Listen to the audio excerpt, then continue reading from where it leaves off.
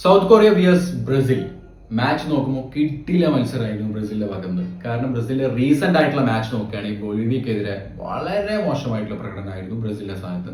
കാരണം 77ാം സ്ഥാനത്തുള്ള ഫിഫ റാങ്കിങ്ങിലുള്ള ബൊളീവിയക്കെതിരെ 6ാം സ്ഥാനത്തുള്ള ബ്രസീൽ കാണിക്കേണ്ട ഒരു കളിയൊന്നുമല്ല ബ്രസീൽ റീസെന്റ് ആയിട്ടുള്ള മാച്ചിൽ കാണിച്ചത്.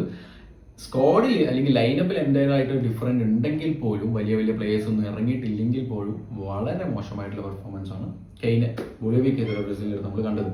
പക്ഷെ അതിൽ നിന്നൊക്കെ ഒരുപാട് മാറി ലൈനപ്പിൽ തന്നെ ഒരുപാട് മാറ്റങ്ങൾ വരുത്തി ഒരു കിടിലൻ ലൈനപ്പ് മനസ്സിലോട്ട് ഇറക്കി അടിപൊളി രീതിയിൽ കളി മൊത്തത്തിൽ അവസാനിക്കുമ്പോൾ 5-0 സൗത്ത് കൊറിയ പരാജയപ്പെട്ടു.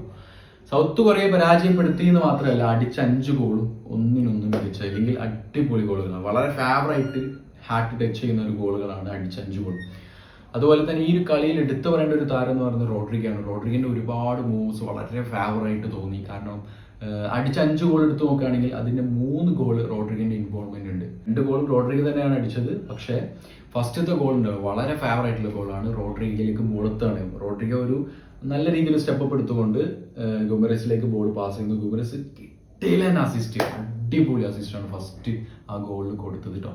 അതുപോലെ തന്നെ എസ്റ്റോവിന്റെ കിട്ടിലും ഫിനിഷിങ്. അത് കഴിഞ്ഞ് രണ്ടാമത്തെ റോഡ്രിഗന്റെ ഗോളിനെ പറ്റി പറയുകയാണെങ്കിൽ വിനീഷ്യസ് പാസ് ചെയ്യാണ് കസമറിലേക്ക്, അല്ലെങ്കിൽ പാസ് ചെയ്യാണ്. ആ ചെയ്യുന്ന സമയത്ത് ഒരു ഫേക്ക് ഇട്ടിട്ട് റോഡ്രിഗ മുന്നിലൂടെ പോവുകയും കസമറ ബോൾ റിസീവ് ചെയ്യുകയും ഒരു ഫസ്റ്റ് ടച്ച് തന്നെ റോഡ്രിഗയിലേക്ക് ബോൾ പോവുകയും റോഡ്രിഗ ഒരു കിഡിലൻ ട്രിപ്പിൾ ചെയ്തുകൊണ്ട് ഒരു ഫേക്ക് ആയിട്ടുള്ള ഒരു കിഡിലൻ സക്സസ്ഫുൾ ആയിട്ടുള്ള ഒരു ട്രിപ്പിൾ ചെയ്തുകൊണ്ട് എന്ത് ചെയ്യുക പോസ്റ്റിലേക്ക് കർവ് ചെയ്യും. അടിപൊളി ഗോൾ. റോഡ്രിഗിന്റെ രണ്ടാമത്തെ ഗോളും നല്ല രീതിയിൽ ഫിനിഷ് ചെയ്ത് വിനീഷ്യസിന്റെ പാസിൽ നല്ല രീതിയിൽ കിടിലായിട്ട് ഫസ്റ്റ് ആയിട്ട് അടിപൊളിയായിട്ട് ഫിനിഷ് ചെയ്തു. അതുപോലെ തന്നെ എസ്റ്റോവന്റെ രണ്ടാമത്തെ ഗോൾ എന്ന് പറയുന്നത് നല്ല പ്രഷറിൽ ബോൾ റിസീവ് ചെയ്യും, അതുപോലെ തന്നെ അടിപൊളിയായിട്ട് ഫിനിഷ് ചെയ്തു.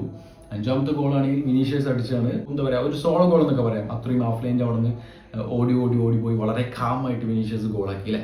അതാണ് പറഞ്ഞത്, 5 ഗോളും ഒരു കട്ടപ്പൻ്റെ അടിച്ച ഗോളുകളൊന്നുമല്ല, നല്ല രീതിയിൽ അടിപൊളിയായിട്ട് കളിച്ചടിച്ച ഗോളുകളാണെന്ന് തന്നെ പറയാം. അതുകൊണ്ട് മാച്ച് മൊത്തത്തിൽ കണ്ടിരിക്കാൻ ഭയങ്കര രസമായിരുന്നു. കിടില മാച്ചായിരുന്നു ബ്രസീൽ വിയസ് സൗത്ത് കൊറിയ മാച്ച്. ഒരുപാട് ഫേവറായിട്ടുള്ള മൂമെന്റ്സ് ഒക്കെ റോഡ്രിഗിൻ്റെ അടുത്ത് കണ്ടു. ഇതുപോലെ റോഡ്രിഗ കളിക്കുകയാണെങ്കിൽ ബ്രസീൽ കിടിലനായിരിക്കും റോഡ്രിഗ. ഒരു പട നയിക്കാൻ പോകുന്ന നായകനൊക്കെ പോലെ റോഡ്രിഗിനെ തോന്നി.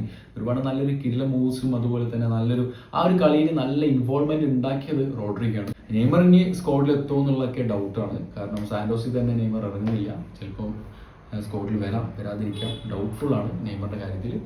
എനിവേ റോഡ്രിഗോ കളിയിൽ മികച്ചതായിരുന്നു, മിന്നും താരം തന്നെയാണ്. ഓക്കെ ഫ്രണ്ട്സ്, കളി കണ്ടില്ലെങ്കിൽ കളിയെ കുറിച്ചുള്ള അഭിപ്രായവും കാര്യങ്ങളും കമന്റ് ചെയ്യാം. ഓക്കെ ഫ്രണ്ട്സ്, വീഡിയോസ് ആയിരിക്കുന്നു. Bye, it's me scorers mind.